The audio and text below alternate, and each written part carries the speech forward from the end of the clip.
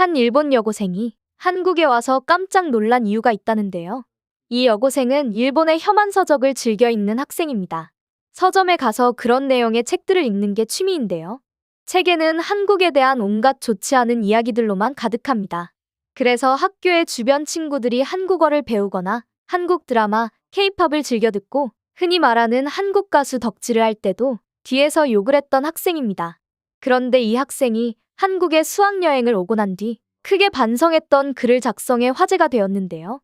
무슨 일들이 있었는지 지금부터 만나보시죠.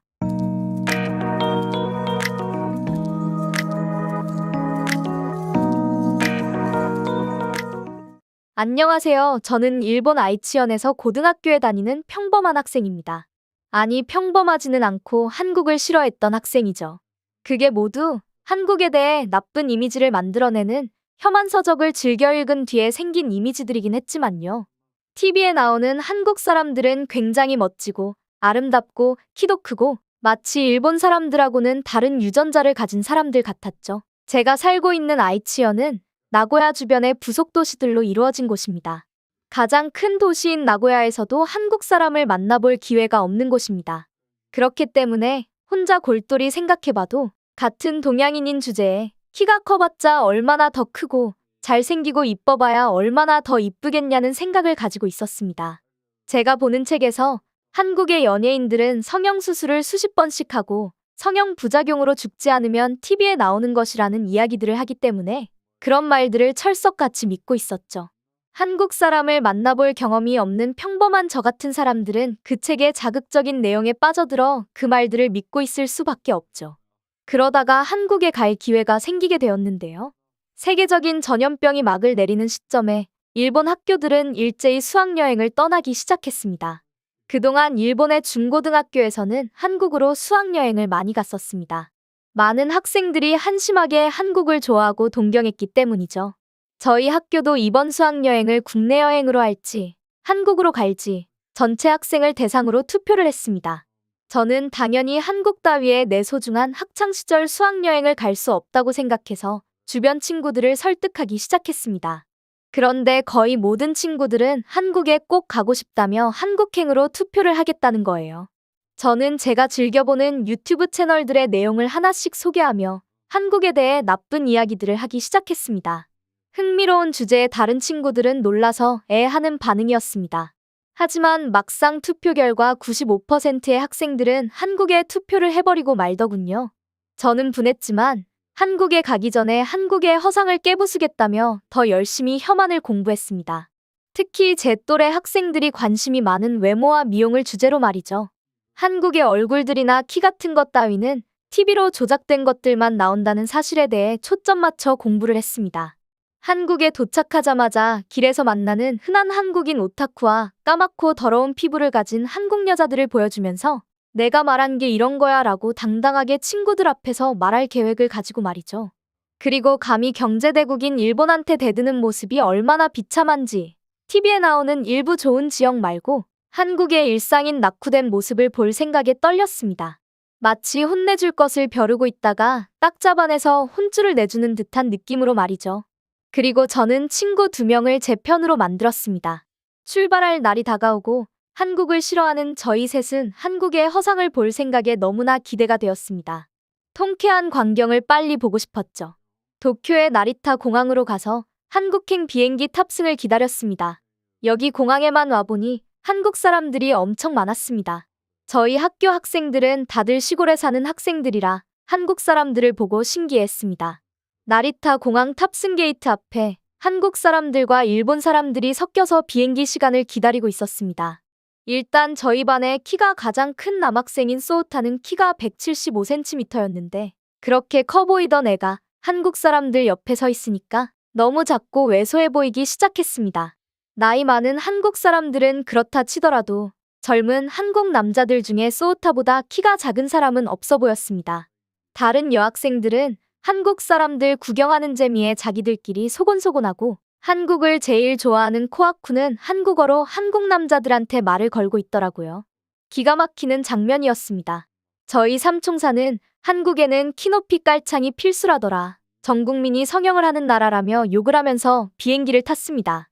저희 삼총사는 분한 마음을 진정시키고 일단 비행기에 탔습니다. 자랑스러운 일본의 지베어를 탔습니다. 이것도 저희 학교 여학생들이 무조건 한국 비행기를 타야 된다며 빡빡 우기는 바람에 한국 비행기를 탈 뻔했던 것이라 진짜 한국 비행기를 탈까봐 조마조마했었습니다. 다행히 일본 비행기를 타게 되었고 승무원들이 인사를 하며 손님들을 맞이해 주었습니다. 그런데 승무원들이 엄청나게 예쁘고 연예인을 해도 될 것처럼 아름다운 승무원들이 많았습니다. 지베어는 작은 항공사이지만 일본의 고급 항공사 이미지를 얻기 위해 노력하는 브랜드입니다. 역시나 그에 맞게 승무원들도 아름다웠죠. 그런데 저희 삼총사는 또 깜짝 놀랄 수밖에 없었습니다. 가장 이쁜 승무원 언니가 조금은 어색한 일본어로 가방을 올려주겠다며 말을 걸어왔습니다. 당연히 한국 사람이었고 저희 삼총사는 할 말을 잃었습니다.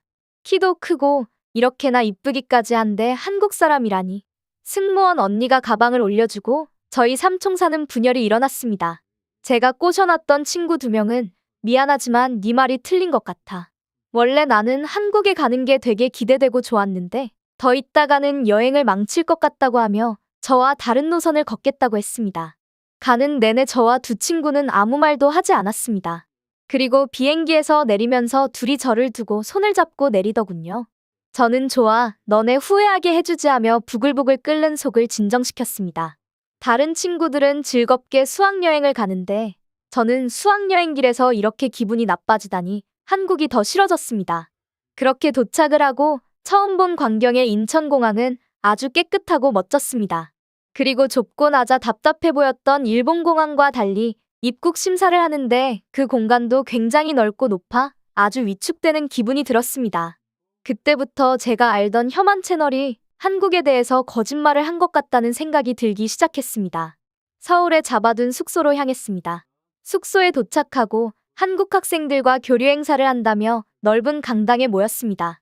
한국의 학생들과 인사를 하고 원형 테이블에 일본 학생 5명, 한국 학생 5명씩 10명이 한 팀이 되어 다른 테이블들과 대결하며 퀴즈 맞추기, 몸으로 말해요 등 일본과 한국 학생이 교류할 수 있도록 프로그램이 진행되었습니다.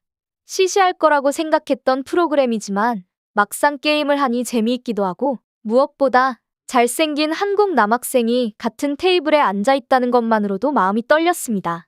한국은 성형대국인데 고등학생까지 성형을 할 리는 없잖아 생각하며 제가 그만 속고 있었다는 생각을 했습니다. 시간이 점점 지나고 웃고 떠드는 분위기에 저도 빠져들었습니다. 그리고 제 의지와 상관없이 그 남학생에게 시선이 갔습니다.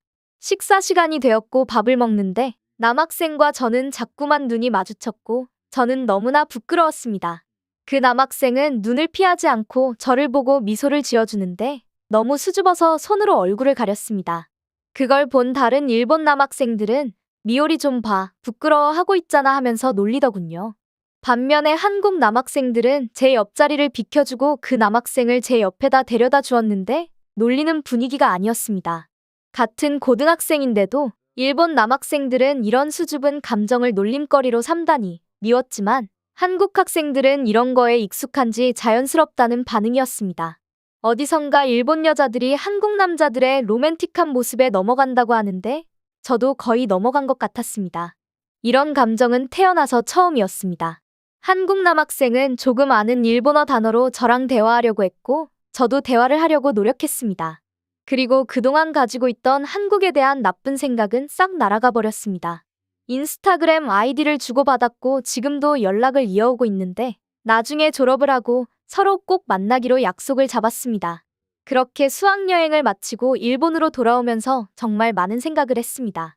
편협적인 시선으로 적힌 책들이 저같이 아무것도 모르는 사람들을 돈벌이로 삼는구나 싶었습니다.